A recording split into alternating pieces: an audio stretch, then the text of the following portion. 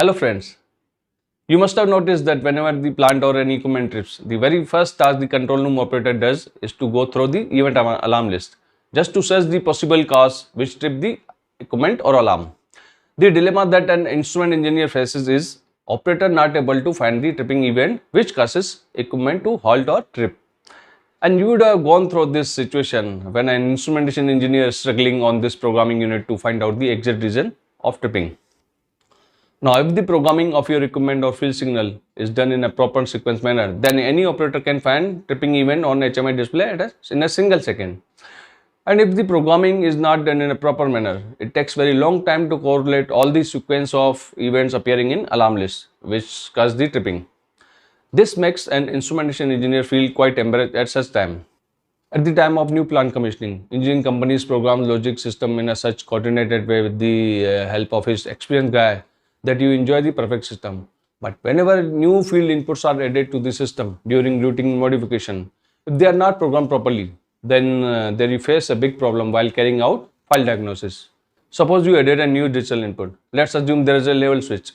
What happens? Mostly a field DI or digital input is directly programmed in interlock after a modification or in urgent process requirement.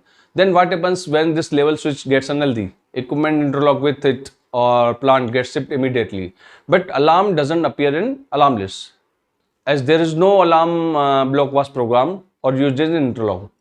Or even if alarm block programmed but alarm bit not used in interlock.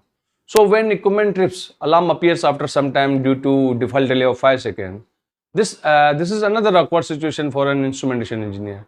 So when you receive any modification request, do not program any DI directly without its alarm block or its alarm bit in logic. Let's see what other features are there in alarm block and how it is programmed. Let's take digital input alarm block. It has some basic characteristic or you can say features. First one is alarm annunciation, enable delay, force alarm. As every software function block has some inputs, some outputs. The same are here for digital input alarm block. The very first information you supply to this block is block number or module number. This is unique number and all digital inputs are allocated in a sequence manner. Next bit is digital input bit. This is the physical DI connection point. Here your DI is connected, program. In our case, we have assumed level switch. If this level switch you connected is healthy, then this alarm block releases a soft bit called alarm OK as 1 or healthy. And this is the bit which is to be used in interlock, not physical DI. So whenever DI is unhealthy, this alarm bit also gets unhealthy, but ensures alarm to appear on HMI event alarm list. I repeat, this is a soft bit called alarm OK to be used in interlock wherever required to make sure alarm to appear in event alarm list. Next bit is called control input bit. Basically, it is the input bit which controls whether the alarm to trigger or not. If my DI switches state from 1 to 0 means high to low. If my control input bit is 1, then alarm OK bit toggle with DI. If this control input bit is 0 or low, then my alarm OK bit will not toggle with DI and remains in high state means 1. Whatever interrogation or control power supply is being used in field digital input, the DI of that control supply is to be connected here. Because if the control supply of that area or section has failed, then the alarm for all other digital input must be suppressed. There is no need to display all other alarms. Otherwise, the alarm list will get crowded. Some unnecessary alarm will be generated of all the DIs of in the field if control supply fails. That is why this interface bit should be healthy. This means that only if the control supply is healthy, then alarm will appear or else it will not appear. You can also end the field bus communication OK bit with control supply bit, because even if the field bus communication fails, we do not want any alarm. Again, it will crowd the event alarm list. But ensure that you have also programmed the alarm block of control supply and field communication OK bit. Message enable. This bit enables or disables messaging on HMI display. But the alarm handling continues. The alarm will continue to work. Only the message will not display in the alarm list. Fault to group bit. If you want to report faults from digital input in the group block to which this DI belong, so this input has to be set logically 1. If it is logically 0, it will not report the fault in group status. and you can run the group even without this input influence. Alarm enable bit. If this interface bit is logically 0, there will be no alarm report on HMI SCADA, but color status will change from green to red or red to green.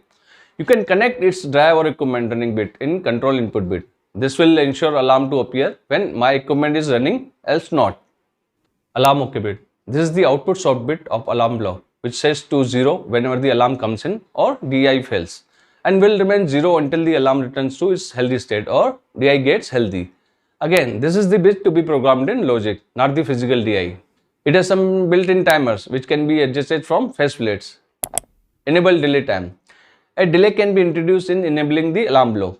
You can use this time where any equipment is turning on and off in normal operation, but you don't want any alarm in alarm list. This is required when this equipment does not work for some time due to some reason. This time will help you to introduce delay in block and report alarm and does not crowd alarm list in case of normal operation. Alarm delay time. How long the alarm is to be activated after the physical field DI is failed. You can add delay to this DI signal. This is a kind of timed bit that you can use. This time is useful where DI signal momentary fails due to some loose connection or vibration, etc. It may be a process requirement also. The faceplate facilitates you to enter this timing. Apart from this, you can also force or bypass the digital input from the faceplate, which is very useful in fault diagnosis or in simulation. But don't forget to remove the force, otherwise there may be any incident or a big blunder. So friends, this was all about digital input programming, and kindly let us know how do you like this program. Post your query, whatever queries you have in comment section. We will try to satisfy these query. In next video, we will take analog input programming. Till then, enjoy. Bye bye.